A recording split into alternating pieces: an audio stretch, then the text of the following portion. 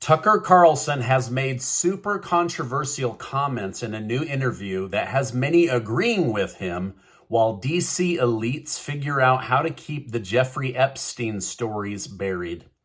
Biden's Department of Justice may have illegally brought criminal charges against a former sitting president, Donald Trump, and past administrations are finally coming out public against it.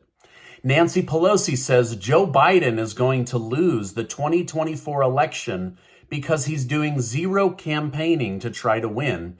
But don't worry, Nancy, he barely did any campaigning in 2020 and somehow miraculously won. Thank you so much for liking and sharing these videos. It really helps me out, so thank you so much. Special Counsel Jack Smith's appointment by Attorney General Merrick Garland is being officially questioned by the U.S. Court of Appeals after it was challenged by former attorneys. If Garland does indeed lack constitutional authority to appoint Smith to his role as special counsel, Donald Trump could walk free from all election interference cases. Under the Constitution, it does seem that only U.S. Congress has federal authority to create such offices, and Garland is not a member of Congress, which you would think he'd know because he's the #1 lawyer in America. Now, former past lawyer of America, Attorney General Ed Meese, who served under Ronald Reagan, has finally gone public saying Jack Smith has no authority and must be appointed by Congress, not the Attorney General. This is what likely sparked this new direction. Now, I'm sure Donald Trump and his loyal voters would love for this case to fall apart, but as of right now, it's going to have to go through a court of appeals process.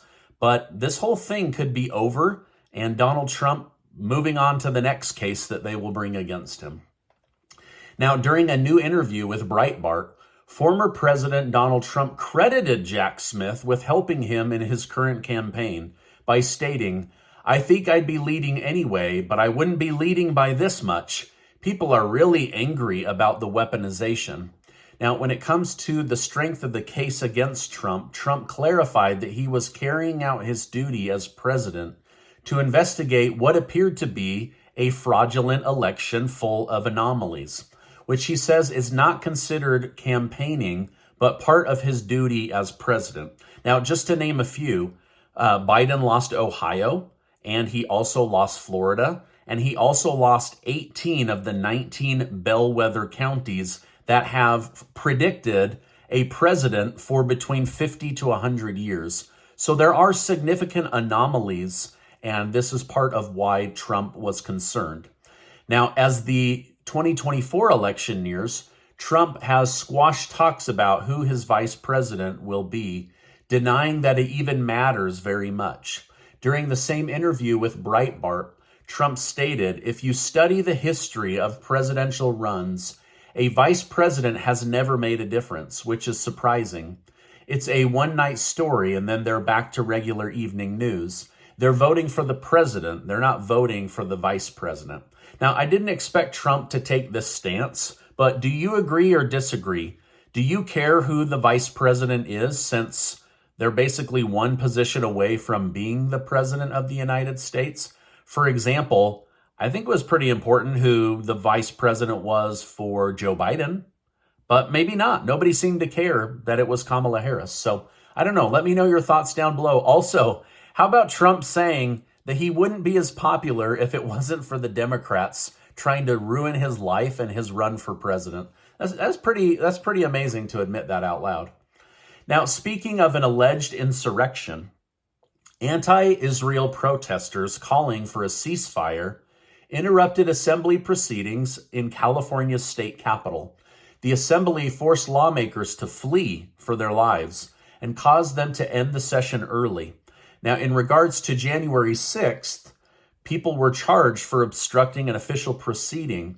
But as of now, nobody is being charged for breaking into the California Capitol, protesting, and interrupting an official proceeding. But that's probably because they're on the left and, liberal privilege and all that. Now, Texas Governor Greg Abbott has just responded to the lawsuit posed against him and the state of Texas by the Department of Justice, calling it outrageous. During an interview with Fox News, Abbott highlighted the irony of his being stopped from enforcing the government's own laws. Abbott stated, "Because Joe Biden and the Democrats refuse to secure the border, Texas has and we will continue to erect barriers, repel migrants, as well as bus and fly migrants to New York, Chicago, and other places like that." Now, I think he has a great point. Why is the federal government working so hard to bend over backwards for illegal immigrants, but they barely do anything to make life bearable for people that live here? Natural citizens, those that were sworn in and became citizens, they're all getting second-class treatment behind illegal immigrants. Representative Nancy Pelosi of California appears to be worried about the upcoming election, as she has been critical of Biden for not campaigning enough. During an interview on CNN, Pelosi stated, "I think it's time to get out there. We've had our holidays. The campaigns are beginning now. This is when people will pay attention." Now, unfortunately for her, we all know that Biden's campaign schedule won't be too packed, and neither will his rallies. If you remember during 2020, he literally had rallies where only about 16 people showed up, and Donald Trump set a record with over 55,000 people showing up. But again, he won by a miracle, right? He's an absolute miracle of a president. He's just as miraculous as the COVID vaccines. All right, now Tucker Carlson has sat down with Jeffrey Epstein's brother, Mark Epstein, to discuss the controversial manner of Epstein's death in prison. Mark Epstein said he started to doubt his brother took his own life after former Attorney General William Barr asserted he personally viewed the security footage, which showed that nobody entered the area where Epstein was held. In short, Mark did not believe that a possible suspect had to enter through the door Barr observed, because a prisoner could have been planted in the area to do the job, which was out of view of any functional camera. The cameras weren't working miraculously. Now, there was also some talk about the position of his body found, which some experts have claimed is inconsistent with the injuries present at the time of his death. Neck bones were broken that shouldn't have been broken. Bruises were present that shouldn't have been present.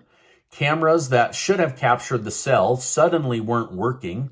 Guards were out of the area at the time. There's a whole lot of things that Tucker and Mark Epstein are pointing out that are super controversial, and it's leading a lot of people to think maybe he didn't unalive himself.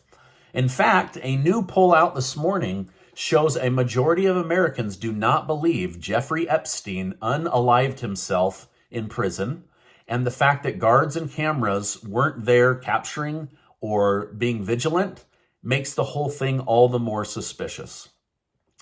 We have more information regarding the attack on Iran, which resulted in the death of over 100 people. I already reported on this. Iran said they worried it was the United States. It turns out the Biden administration, however, was right, as ISIS has just claimed responsibility for all of those deaths via Telegram.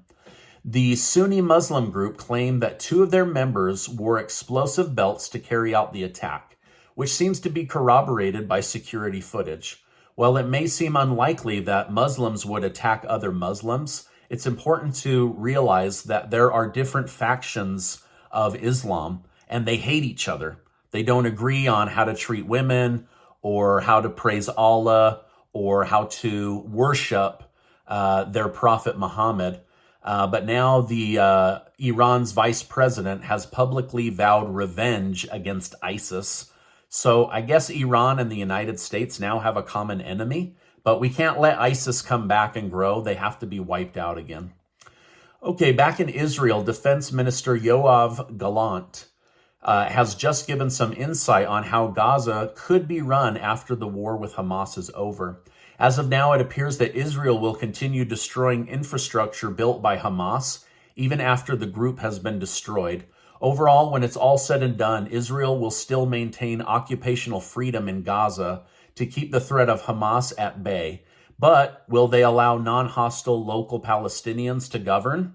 Only time will tell. Now, this has a lot of people irritated. They're saying Israel was planning this from the beginning, and they have wanted to occupy more of the Gaza territory. I don't know if that's true or not, but it will be interesting to see what happens. Perhaps they're wanting to act as training wheels to help the new government right itself and then stay moving forward so that the terrorist organization doesn't continue to grow.